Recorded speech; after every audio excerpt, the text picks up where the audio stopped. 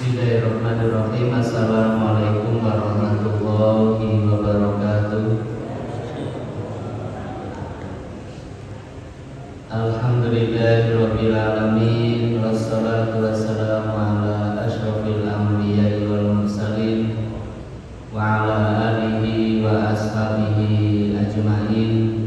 Masyaallah kan wa ma lam yasha' lam yakun. La haula wa la quwwata illa billahil aliyyil azim. Rabbi zidni ilma, Allahumma anfa'ni bima 'allamtani wa 'allimni ma yanfa'uni warzuqni ilma yanfa'uni. Qala al-musannifu rahimahullahu ta'ala wa nafa'a bihi wa bi ulumi fid dharain amin. Hadirin muslimin muslimat rahimakumullah, mari kita lanjutkan kajian Al-Quran yang ditampilkan dari tafsir Ibnu Katsir. Masih melanjutkan surat Al-Baqarah.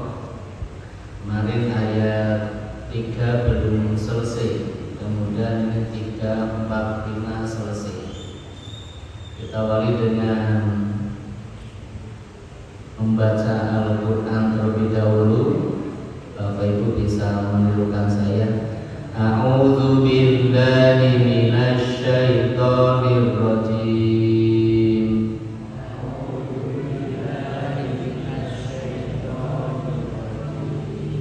Bismillahirrahmanirrahim.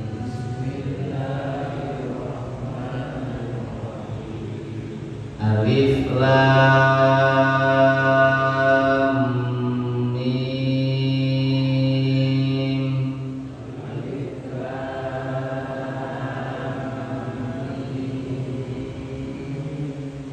Dzalikal kitabu la raiba fihi.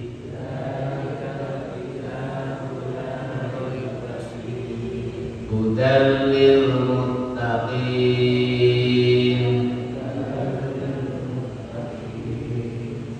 Alladzina yu'minuna bil ghaibi wa yuqimunas sholata wa mimma razaqnahum yunfiqun. Alladzina yu'minuna bil ghaibi wa yuqimunas sholata wa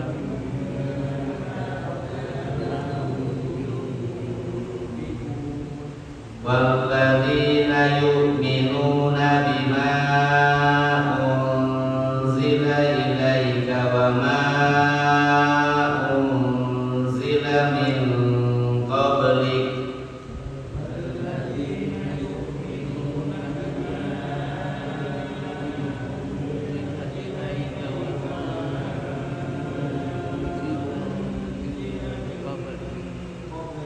Wa bil akhirati hum yuqinun.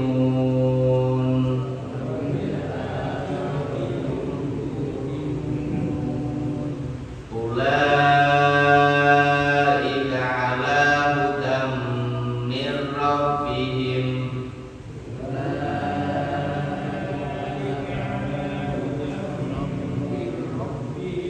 Wa ulaika humul muflihun.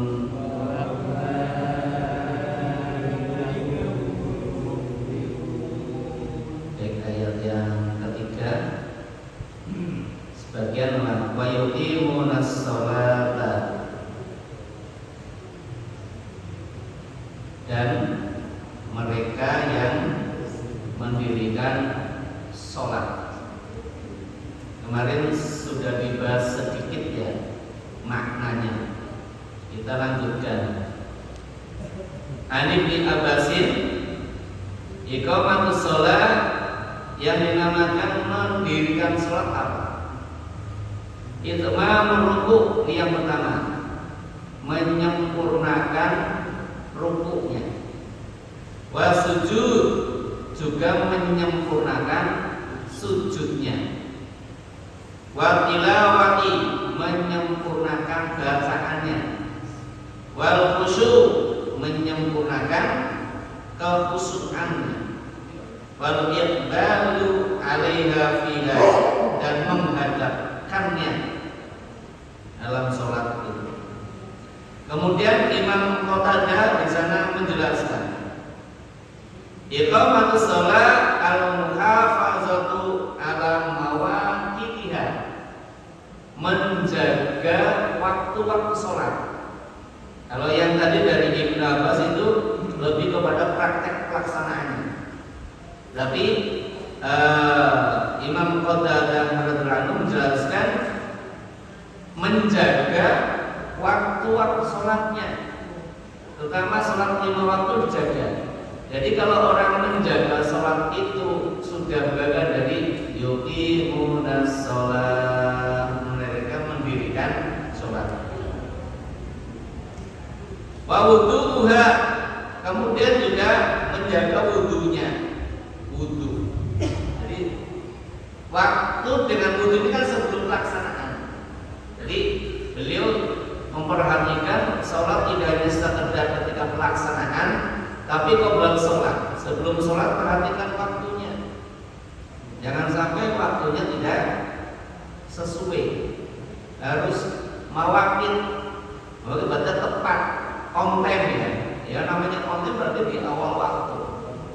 Yang namanya on time itu tepat waktu, berarti apa? Di awal waktu. Wudunya juga ya. Wudunya jangan lupa. Wa ruku'uha, rukuknya, wa sujuduha, dan juga sujudnya. Berarti sholat itu kita harus bisa menikmati kaifiyah sholat.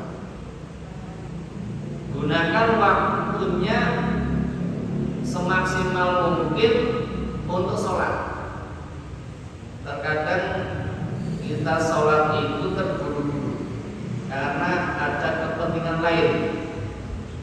Nah, ini kalau menurut pandangan tafsir ini, sholat itu tidak menyempurnakan rukuknya, sujudnya, bukan yang namanya yuqimunas sholat, bukan yang menegakkan sholat. Maka perhatikan itu semuanya.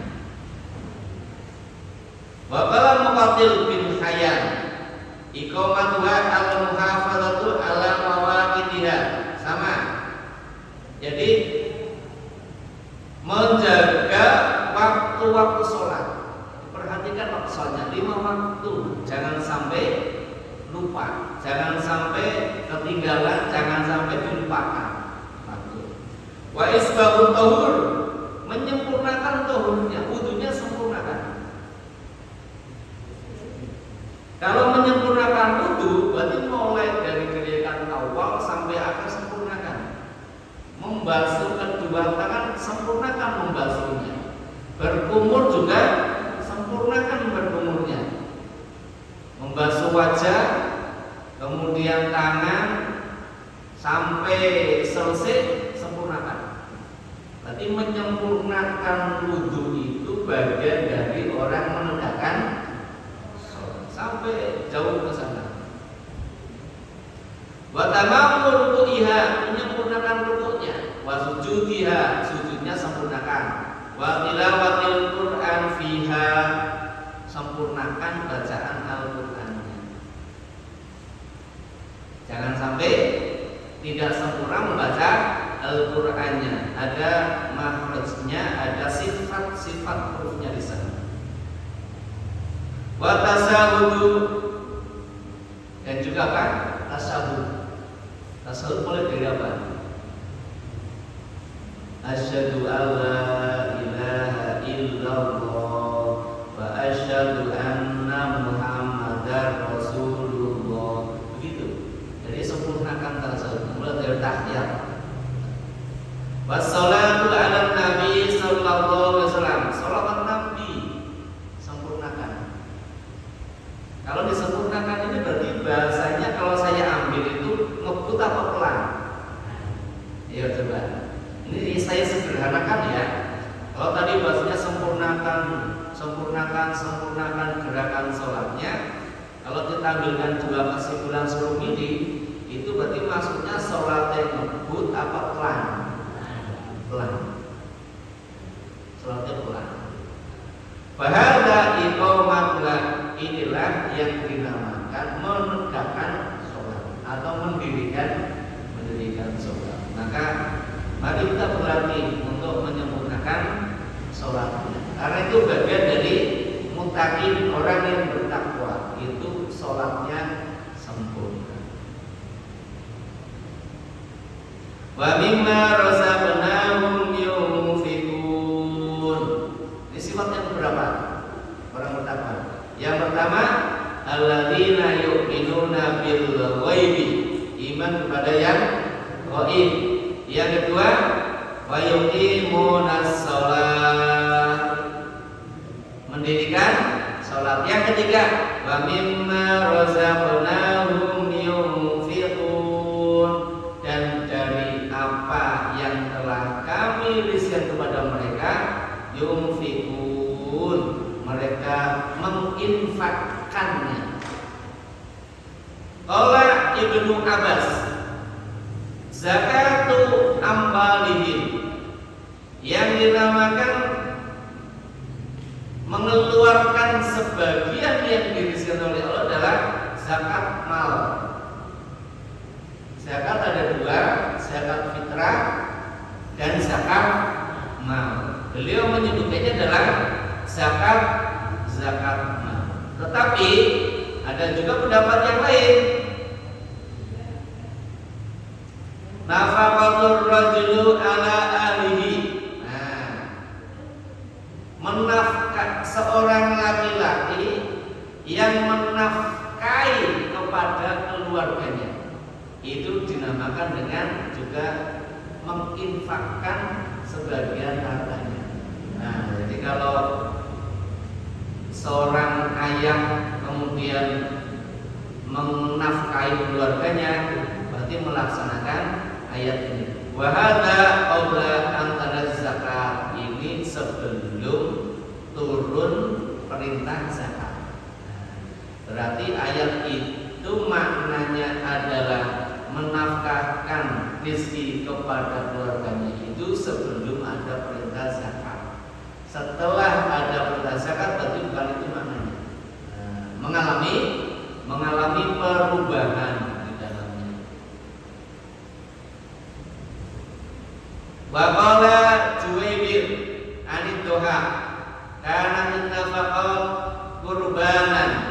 Dulu itu yang namanya infak itu adalah korban.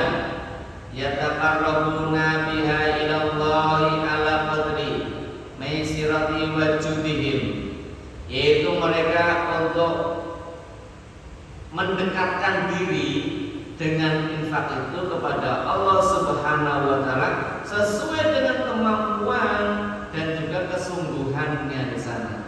Hatta nusilat faraidus sadaqati sab'a ayatin fi suratul Bara'ah, sampai nanti turun difardukannya zakat mal pada 7 ayat surat Bara'ah. Surat Bara'ah tentang apa? Surat At-Taubah. Di sana sudah dijelaskan apa?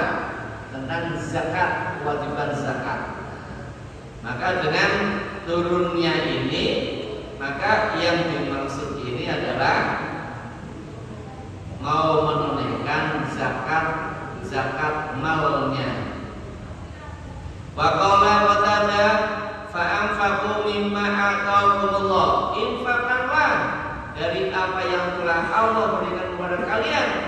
Wa hadhil amwalu awam, karena harta ini adalah titipan. Harta yang Allah berikan kepada kita adalah titipan. Wa wada'i indaka ya ibni Adam, dan juga pinjaman dari Allah untuk kalian.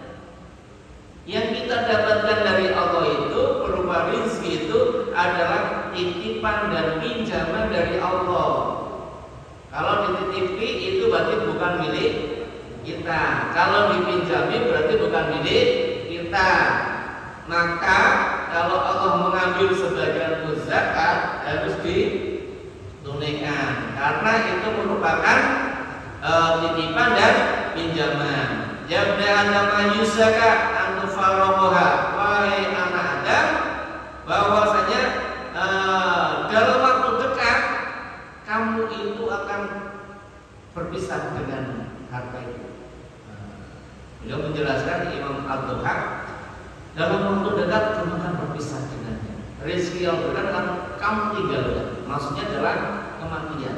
Kalau sudah datang kematian, kamu tidak bisa pakai itu lagi, tinggal pasti. Masa dibawa? Itu karena bukan hak si mayit. Kalau sudah meninggal itu bukan hak si mayit, tapi hak ahli waris. Maka orang meninggal gak bawa apa-apa, cukup kain kafan, dan dimakamkan, selesai. Sisanya adalah untuk ahli waris. Hadirin rahimahumullah. Jadi sebagian dari apa yang Allah bisikan kepada kita supaya kita menginfakkan di jalan Allah. Qultu katsiran ma yuqarrillahu ta'ala baina sholati wal infaqi minal amal. Banyak ayat Al-Qur'an yang disambungkan, dihubungkan sholat itu dengan infak. Ada sholat, ada perintah sholat, perintah infak. Ada perintah sholat dan perintah zakat. Ini digandingkan banyak ayat ini. Fa inna sholata haqqullahi wa ibadatuh. Karena sesungguhnya sholat adalah haknya Allah dan beribadah kepada hak Allah itu. Kalau sholat itu, wa yamstamala tauhidil wa sana'il lailatan didi. Dan sholat itu meliputi ketauhidan, kemudian juga memuji kepada Allah. Maka sholat itu merupakan bagian dari hak Allah yang harus kita tunaikan, karena di dalamnya meliputi ada nilai ketauhidan, menyembahnya. Nilai tauhid begitu Allah wa tauhidnya. Berarti Allah yang paling besar. Ketika sujud ya Allahu Akbar, itu posisi orang paling rendah adalah ketika kepala di bawah. Nah, udah kayak gitu, udah berarti apa? Betul-betul menunjukkan kita sangat rendah, bahkan paling rendah karena menempel di tanah. Ada di sana. Kalau ibadah-ibadah umat yang lain gak ada yang sampai sujud ya, gak sampai meletakkan kepalanya di tanah. Ini sholat betul-betul nilai ketauhidannya ada di sana. Dan juga di sana ada memuji Allah, memuliakan Allah. Doa-doa yang kita panjatkan itu adalah bagian daripada memuji Allah.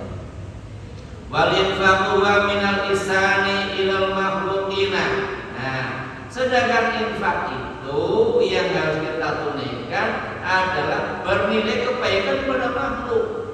Infak itu untuk makhluk, untuk Allah ya. Salat tadi adalah haknya Allah, ibadah kepada Allah. Sedangkan infak itu adalah bagian dari nilai kemaslahatan bagi makhluknya. Binnafil muta'ami ilaihim, yang memberikan manfaat kepada mereka. Orang yang infak itu akan memberikan nilai manfaat kepada mereka. Wa ulan nasi bidzalika al-qurbat, yang paling berhak mendapatkan infak zakat adalah qurbat. Yang pertama adalah kerabat dekat. Maka utamakan itu kerabat dekat dulu. Kalau infak, kalau sedekah itu utamakan kerabat dekat dulu, jangan yang jauh-jauh dulu. Yang jauh kasih ya, yang dekat. Kurubat artinya dekat, kerabat. Bahasa Indonesia namanya kerabat ya. Kerabat itu bahasa Arab kurubat. Orang Jawa kan bilang kurubat, angel. Tapi mudahnya bilangnya kerabat. Kerabat itu yang dekat, berarti kerabat. Mengatakan kerabat dekat, kerabat udah dekat atau tambah dekat, dekat-dekat gitu ya. Nah, maksudnya adalah saudara yang paling dekat itu yang diutamakan terlebih dahulu untuk mereka. Wal ahluna, keluarga utamakan dulu. Wal mamalik, kemudian siapa? Hamba sahaya, budak-budak itu diutamakan. Sumal ajnab, kemudian baru yang jauh-jauh ya, jangan yang baru nanti yang jauh-jauh ya. Aqulu minan nafaqatil wajibati was-sa'atil mafruḍati dailun fi qulab wa mimma razaqnahum yunfiqun. Nah, berarti apa? Zakat itu merupakan bentuk ibadah yang diwajibkan oleh Allah Subhanahu wa taala. Oleh karena itu Allah berfirman, "Wa mimma razaqnahum yunfiqun." Sebagian saja yang kami beri kepada kalian, ayo infakkan. Anna Rasulullah SAW qala, Rasul SAW bersabda, "Bunyal Islamu ala khamsin." Islam itu ditegakkan atas 5 perkara. Syahadati alla ilaha illallah. Pertama mengucapkan syahadat. Jadi orang kalau masuk Islam pasti membaca syahadat dulu. Asyhadu an la ilaha illallah wa asyhadu anna Muhammadar Rasulullah. Percaya kalau Allah itu adalah sesembahan. Percaya kalau Muhammad adalah utusannya. Ini yang pertama. Wa iqamis shalah, yang kedua mendirikan salat. Wa ita'iz zakat, yang ketiga menunaikan zakat. Yang keempat wasaumi Ramadhana, adalah puasa bulan Ramadan. Sebentar lagi ya. Kemudian nanti kita berjumpa dengan bulan Ramadan. Wa hajjul bait, kemudian adalah menunaikan ibadah haji ke Baitullah. Itu Islam itu tegak dengan 5 perkara tersebut. Ayat 4. Walladzina yu'minuna bima unzila ilaika wa ma unzila min qablik bil akhirati hum yuqinun. Walladzina yu'minuna, dan orang-orang yang yu'minuna sedang beriman. Saya terjemahnya sedang ya, bukan setelah atau akan. Maknanya adalah sedang. Orang-orang yang sedang beriman bima unzila ilaika, dengan sesuatu yang diturunkan kepadamu. Siapa? Nabi Muhammad sallallahu alaihi wasallam. Wa ma unzila min qablik, dan orang-orang yang sedang percaya dengan apa yang diturunkan sebelum engkau wahai Muhammad. Berarti iman kepada Al-Quran dan iman kepada kitab sebelum Al-Quran. Wabil akhirati hum yuqinun, dan dengan hari akhir mereka yakin. Kita lihat yang keempat dulu, yaitu orang-orang yang percaya atau iman dengan apa yang Allah turunkan kepada Nabi Muhammad dan sebelum Nabi Muhammad. Ayyusaddiquna bima jitta bihi minallahi. Maksudnya adalah mereka yusaddiquna, membenarkan. Bima jitta, apa yang telah engkau Muhammad bawa. Minallahi, yang bersumber dari Allah. Berarti apa?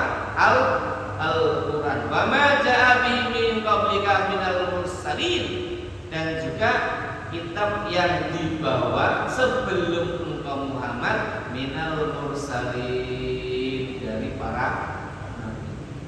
Umat Islam tidak hanya percaya dengan Al-Quran, tapi percaya dengan kitab-kitab sebelum Al-Quran. Nah, kemarin yang namanya yu'minu bil ghaib, beriman pada yang gaib adalah termasuk apa? Wal kutub. Jadi percaya dengan kitab-kitab Allah. Kita tidak pernah melihat kitab itu ya. Nah, ini adalah mushaf. La yufarriquna bainahum, tidak membeda-bedakan. Wa la yazaduna ma ja'u min rabbihim, tidak menyangkalnya. Mereka mempercayai itu kitab-kitabnya, hanya mempercayai kitab Al-Quran dengan mempercayai kitab Al-Quran itu ada perbedaan caranya. Kalau kitab yang diturunkan sebelum Al-Quran, kita cukup yakin bahwa ada kitab yang pernah diturunkan itu. Tidak perlu dicari sekarang di mana, tidak perlu penasaran atau mengamalkannya. Cukup yakin kalau Allah dulu pernah menurunkan. Tetapi sekarang sudah tidak ada. Kitab Taurat, kitab Zabur, kitab Injil sudah tidak ada yang asli. Nah, Al-Quran adalah kitab, salah satu fungsinya menyempurnakan kitab-kitab sebelum Al-Quran. Maka Al-Quran tidak hanya sekedar kita yakini, tapi harus kita amalkan. Bisa dipahami ya? Itu caranya mengimani kitab Al-Quran dengan kitab sebelumnya. Yang sebelumnya kita harus yakin Allah pernah menurunkan kitab, tapi tidak wajib untuk mengamalkannya. Kenapa? Karena sudah tidak ada yang asli. Yang kedua, Al-Quran sudah menyempurnakan kitab-kitab sebelumnya, sehingga mengamalkan Al-Quran itu sudah otomatis berarti mengamalkan sebagian dari kitab-kitab sebelum Al-Quran. Wabil akhirati hum yuqinun, dan dengan akhirat itu mereka yakin. Tanda orang yang bertakwa yang nomor 5 adalah percaya dengan hari akhir, percaya dengan hari kemudian. Apa maksudnya? Aibil ba'si. Yang pertama, yakin akan ada al-ba'si, hari kebangkitan. Setelah manusia masuk ke alam kubur, maka nanti ada yaumul ba's, akan dibangkitkan lagi. Wal qiyamatu, ada juga hari kiamat. Kita harus percaya itu. Iman kepada hari akhir berarti apa? Percaya akan terjadinya hari kiamat. Wal jannatu, percaya adanya surga. Percaya adanya surga tidak sekedar percaya, tapi bagaimana kita bisa meraih surga. Maka dalam salah satu doa Nabi, Allahumma ini as'alukal jannata wa ma yuqarribu ilaiha. Nabi berdoa, ya Allah, saya mohon surga kepadamu dan apapun yang bisa mendekatkan saya ke dalam surga. Berarti ada sesuatu yang bisa mendekatkan kita ke dalam surga. Wa a'udzu bika minan nari wa ma yuqarribu ilaiha. Ada juga berlindung kepada Allah dari neraka dan bisa jauhkan dari hal-hal yang bisa mendekatkan ke dalam neraka. Sehingga awal jannah wan naru, bahwa surga dan neraka itu adalah sesuatu yang pasti ada, hanya kita belum mengalaminya. Nanti ada waktunya. Kita kalau nggak surga, neraka, udah selesai. Kalau nggak di surga, neraka. Kalau nggak di neraka, itulah orang yang beriman itu. Beriman berarti apa? Dia punya masa depan di sana. Wal hisabu, ada yaumul hisab, ada audit ya. Hisab itu di hari perhitungan. Seluruh amal manusia mulai kalaf ya, mulai dari sampai besok meninggal dunia akan dihisab semua, diaudit semua amal. Wal mizan, ditimbang. Sudah diaudit, kemudian ditimbang. Maka nanti lihat timbangannya yang berat yang mana, ya. Kalau timbangan kebaikannya yang berat, dia dalam kebaikan. Kalau timbangan keburukannya yang berat, maka dalam kecelakaan. Wa innamal sumiyatil akhirah. Kenapa dinamakan dengan akhir? Kenapa dinamakan dengan hari akhir? Li'annaha ba'dud dunya. Karena akhirat itu terjadi setelah alam dunia. Ba'dad dunya, setelah dunia berarti apa? Akhirat. Setelah akhirat ada enggak? Sudah selesai. Itulah akhirat. Itu kampung terakhir. Hidup di sana untuk selamanya. Pertanyaannya, apakah kita di surga atau kita di neraka? Wallah, kita berupaya. Kita tidak boleh mengklaim saya pasti surga, kamu pasti neraka, enggak boleh, ya. Karena itu bisa menyebabkan dirinya masuk ke dalam neraka. Sebanyak apapun amal kita, jangan sekali-kali mengklaim, apalagi mengkapling-kapling. Karena surga itu wewenang dari Allah. Kita masuk surga karena ada dua hal. Yang pertama maghfirah, yang kedua rahmat. Maghfirah karena kita manusia banyak dosanya, ibadah tapi juga dosa. Gitu ya. Ibadah tapi dosanya jalan. Ya enggak? Nah, maka Allah kasih maghfirah. Setelah kasih maghfirah, Allah kasih rahmat. Kasih sayang yang Allah berikan pada orang yang beriman. Mereka sudah mau beriman kepada Allah, beribadah kepada Allah, dosanya diampuni, Allah kasih sayang kepada mereka, ayo dimasukkan ke dalam surga. Berarti masuk surga bukan karena amal kita. Amal kita belum sebanding untuk bisa masuk ke dalam surga. Hadirin rahimakumullah. Ulaika ala hudan min rabbihim wa ulaika humul muflihun. Ayat 5 yang terakhir. Ulaika, mereka itulah. Mereka siapa? Mereka orang yang bertakwa yang disifati 5 itu. Siapa? Yang pertama adalah yang iman kepada yang gaib. Yang kedua adalah yang mendirikan salat. Yang ketiga adalah menafkahkan sebagian rizkinya.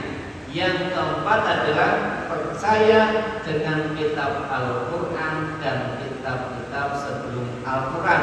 Yang kelima adalah percaya dengan hari akhir. Ulaika, mereka itulah yang percaya kepada ala hudam min rabbihim, berada pada petunjuk hudan min rabbihim dari Tuhan mereka. Tuhannya alladzina, Tuhannya orang-orang yang tadi memiliki sifat-sifat mirip.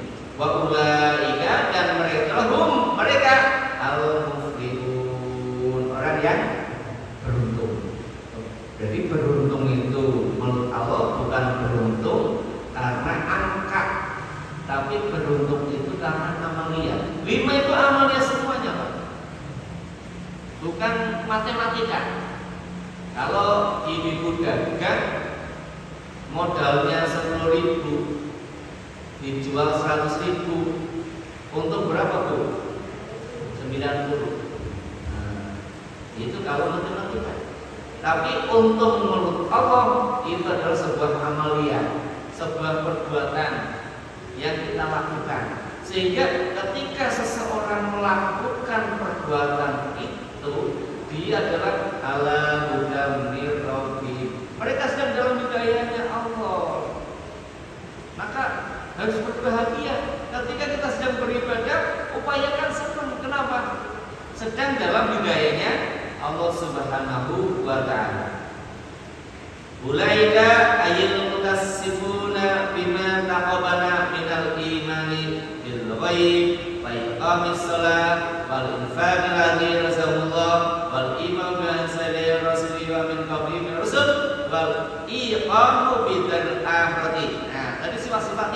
lima.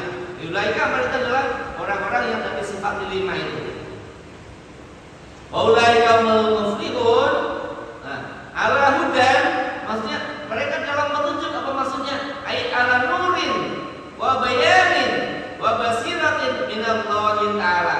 Mereka di dalam cahaya, mereka dalam kejelasan, mereka dalam basir, dalam pandangan minallahi ta'ala, dari Allah Subhanahu wa ta'ala. Sungguh luar biasa kalau kita punya lima itu. Ulaika humul muflihun, mereka adalah orang yang beruntung. Ai fid dunya wal akhirah. Untungnya dunia dan akhirat. Mereka mendapatkan keberuntungan di dunia maupun di akhirat.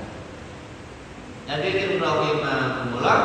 Kemudian yang terakhir ada sebuah hadis dijelaskan di sini yang cukup bagus. Perlu saya bacakan. Ya Rasulullah, wahai utusan Allah, inna naqra'a minal Qur'an. Kami selalu membaca Al-Qur'an. Wa narju, dan kami selalu berdoa, berharap. Wa naqra'a minal Qur'an. Kami juga baca Al-Quran. Wanakatu anai asa, tetapi kadang-kadang kami putus asa. Ya Rasul, kadang kami baca Al-Quran, membacanya, tapi kadang-kadang hampir-hampir kadang kami putus asa. Ini manusiawi ya. Ibadah kadang-kadang semangat, kadang betul apa salah? Lagi semangat itu luar biasa, lagi turun malas ya. Itu kamu mesti, ya Rasul kami ibadah, tapi karena kami juga putus asa gitu. Qala afala ukhbirukum an ahlil jannati wa ahlin nar. Apa kamu enggak mau saya informasikan tentang penduduk surga dan penduduk neraka? Rasul memberikan kabar gembira agar para sahabatnya tidak pada putus asa. Kalau sahabat putus asa ya, bukan nakal itu hampir-hampir ya. Ini di bahasanya fanakatu anai asa. Hampir-hampir kami akan putus asa. Berarti belum putus asa ya. Putus asa nggak boleh. Hampir-hampir mau putus asa. Berarti belum. Nah itu sahabat.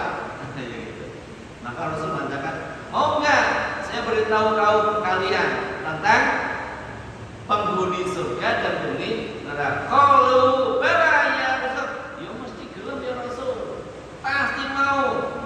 Allah kemudian mengatakan alif lam mim dzalikal kitabul la raiba fihi hudalil muttaqin ila qaul ta'ala al muflihun.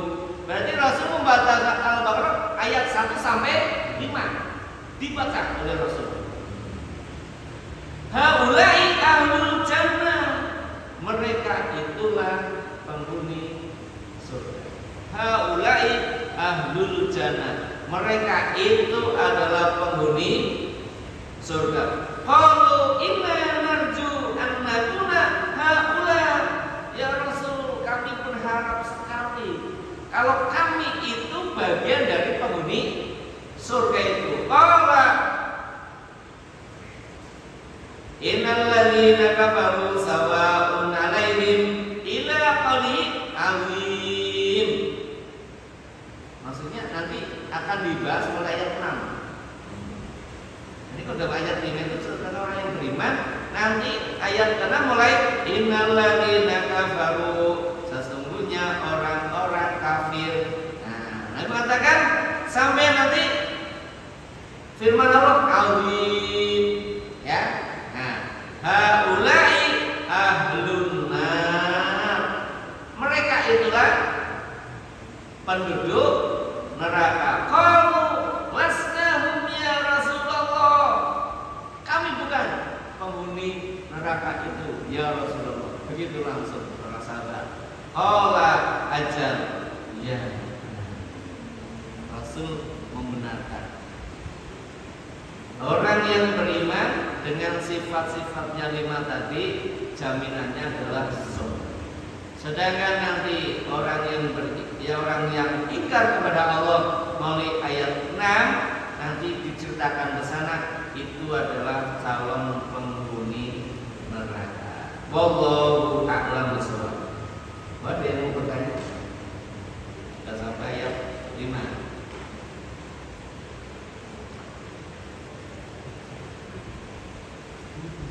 Tidak ada? Saya berikan kesimpulan ya.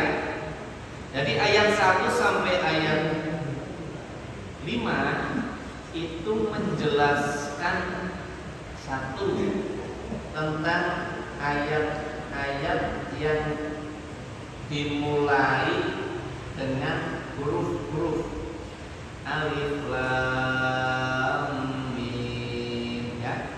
Sudah ada tafsirnya dulu ya. Itu ada. Yang kedua, bahwasanya kitab Al-Quran itu tidak ada keraguan di dalamnya sebagai petunjuk bagi orang yang bertakwa. Orang yang bertakwa punya kriteria 5. Yang pertama adalah iman kepada yang gaib, yang tidak nampak dipercaya. Yang kedua adalah orang yang mendirikan sholat, mulai dari waktunya, wudunya, gerakannya, doanya disempurnakan. Kemudian yang ketiga adalah yang mau menginfakkan sebagian rizkinya. Sedangkan yang keempat adalah orang yang percaya dengan kitab Al-Quran dan kitab-kitab yang diturunkan sebelum Al-Quran. Dan yang kelima adalah percaya dengan hari akhir, ada surga, neraka, kebangkitan, hisab, semuanya ada. Maka mereka itulah orang-orang yang dalam petunjuk dan yang memperoleh keberuntungan. Semoga kita mendapatkan kenikmatan oleh Allah untuk senantiasa dalam petunjuk Allah, bisa melaksanakan 5 ini, dan mudah-mudahan kita jadi calon ahli jannah, penghuni surga. Amin. Allahumma amin ya rabbal alamin. Subhanakallahumma wa bihamdika asyhadu an la ilaha illa anta astaghfiruka wa atubu ilaik. Assalamualaikum